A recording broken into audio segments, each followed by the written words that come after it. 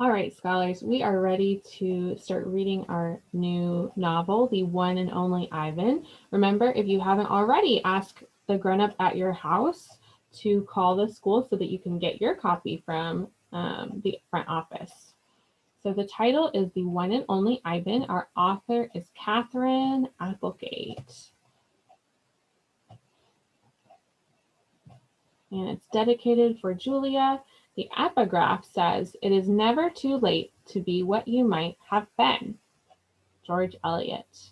Interesting. It is never too late to be what you might have been. That kind of reminds me of our theme.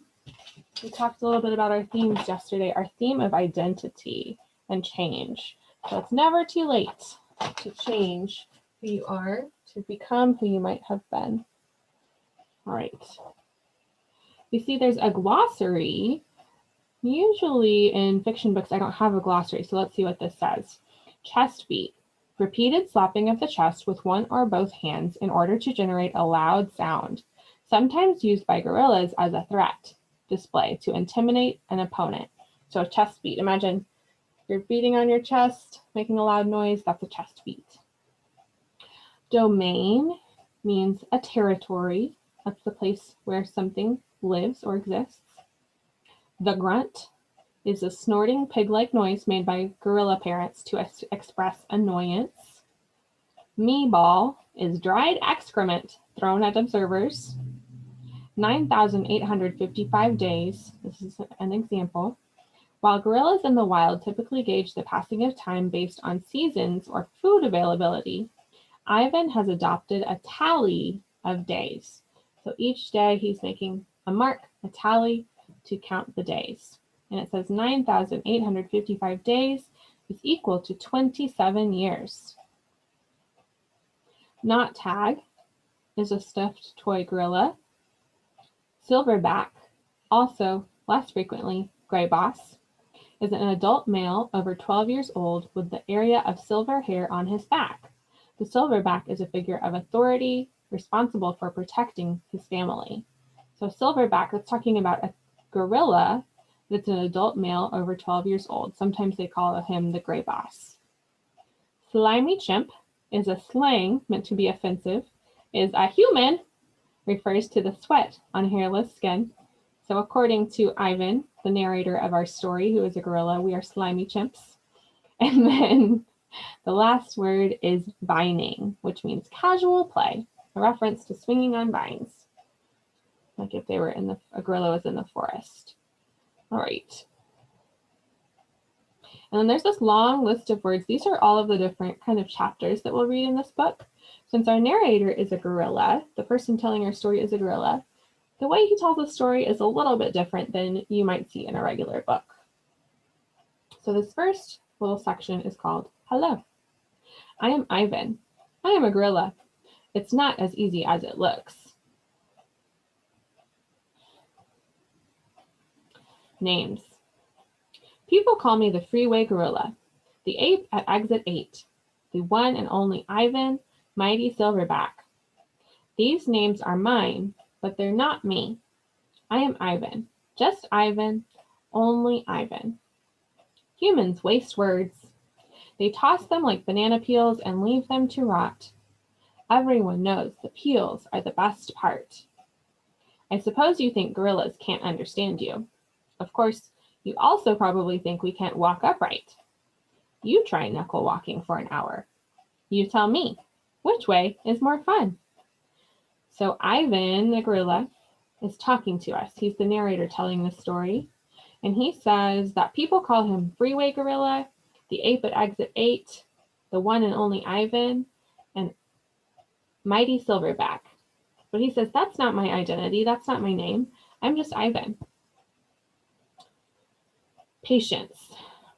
I've learned to understand human words over the years, but understanding human speech is not the same as understanding humans. Humans speak too much. They chatter like chimps, crowding the world with their noise even when they have nothing to say. It took me some time to recognize all those human sounds, to weave words into things. But I was patient. Patient is a useful way to be when you're an ape. Gorillas are as patient as stones. Humans, not so much. So it seems like Ivan does not think very highly of humans.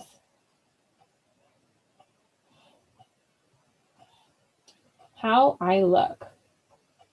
I used to be a wild gorilla, and I still look the part. I have a gorilla's shy gaze, a gorilla's sly smile. I wear a snowy saddle of fur, the uniform of a silverback. When the sun warms my back, I cast a gorilla's majestic shadow. In my size, humans see a test of themselves.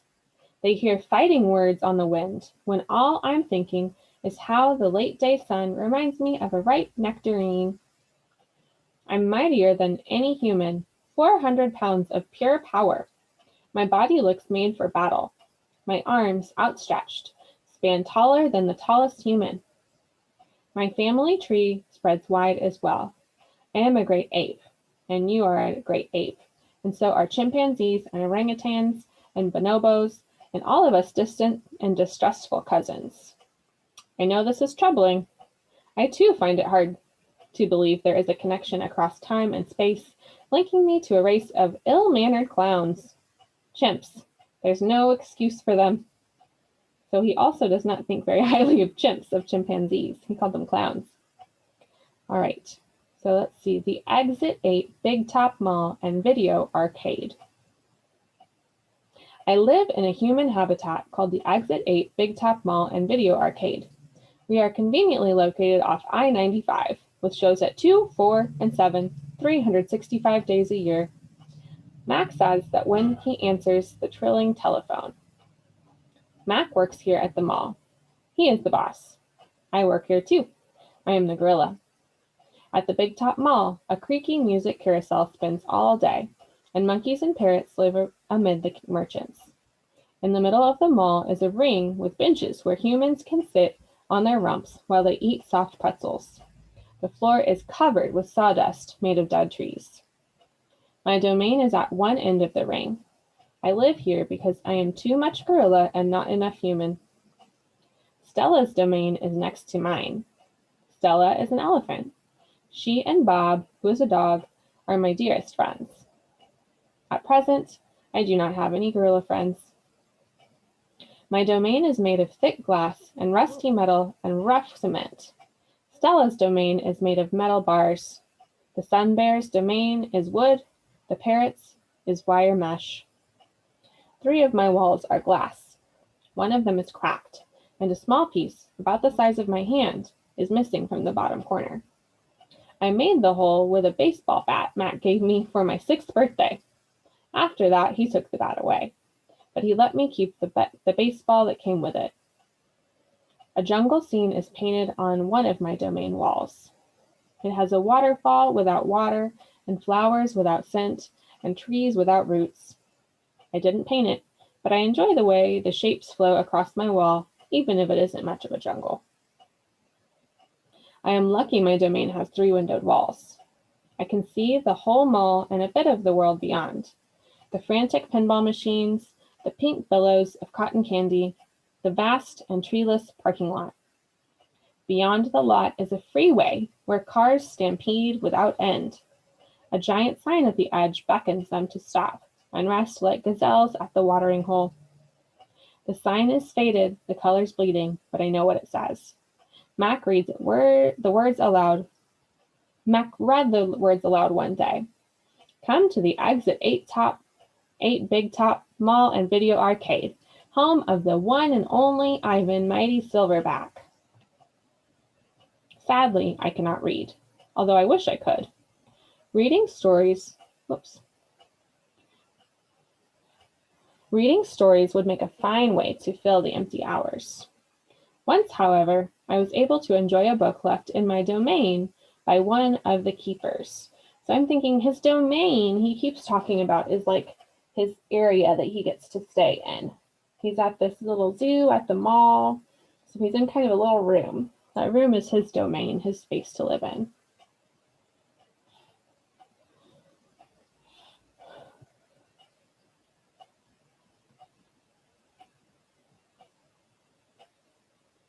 So he says, once, however, I was able to enjoy a book left in my domain by one of my keepers.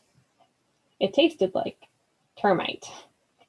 The freeway billboard has a drawing of Mac in his clown clothes and Stella on her hind legs and an angry animal with fierce eyes and unkempt hair.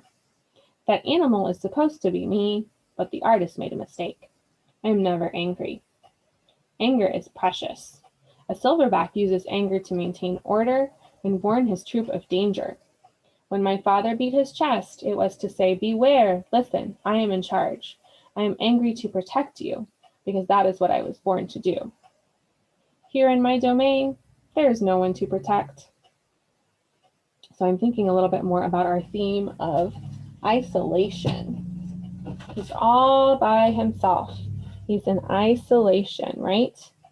There's no one else there for him to protect, so he doesn't need to be angry. He says that's only if I have others with me who I need to protect. But the artist who depicted him, who drew his picture, showed his identity as being very angry. So that's different than how he feels about himself and his identity. Interesting.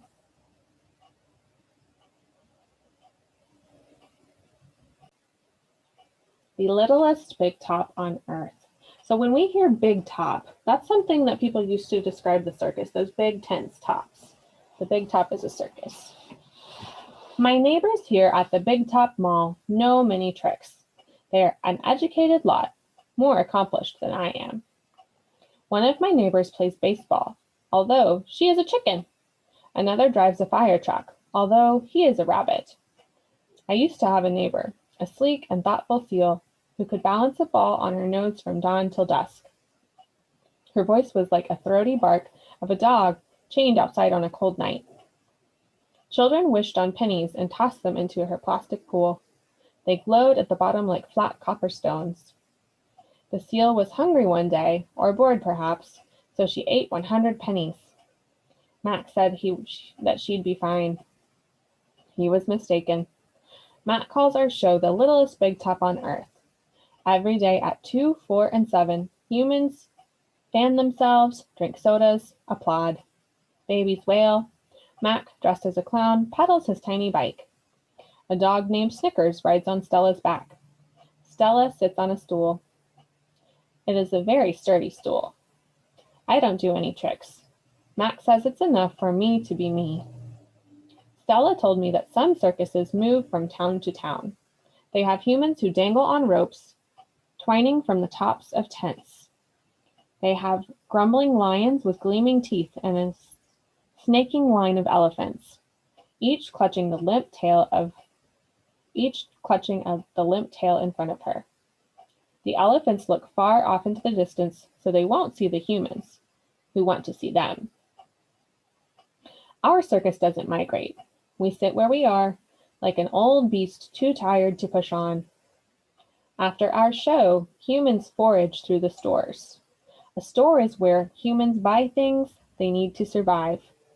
At Big Top Mall, some stores sell new things, like balloons and t-shirts and caps to cover the gleaming heads of humans. Some stores sell old things, things that smell dusty and damp and long forgotten. All day I watch humans scurry from store to store. They pass their green paper, dry as old leaves and smelling of 1,000 hands, back and forth and back again. They hunt frantically, stalking, pushing, grumbling. Then they leave, clutching bags filled with things, bright things, soft things, big things. But no matter how full the bags, they always come back for more. Humans are clever indeed. They spin pink clouds you can eat. They build domains with flat waterfalls, but they are lousy hunters. All right, we're going to pause there for today. He says, humans are clever indeed. They spin pink clouds that you can eat. I'm thinking like cotton candy. They build domains with flat waterfalls, but they are lousy hunters. So his domain, his place where he lives, has that flat painting of a waterfall and 3 windows, one with a little crack at the bottom that he made with a baseball bat when he was younger, right? All right, so he is in isolation, all by himself in his domain. He has no one to protect, And we're noticing he has kind of a different feeling about himself and his own identity than maybe what Mac, the boss, is telling other people his identity is. So this is interesting. Lots of new ideas in this book. You can go ahead and put your bookmark in your book, and we will pick back up next week. Thanks for reading along today.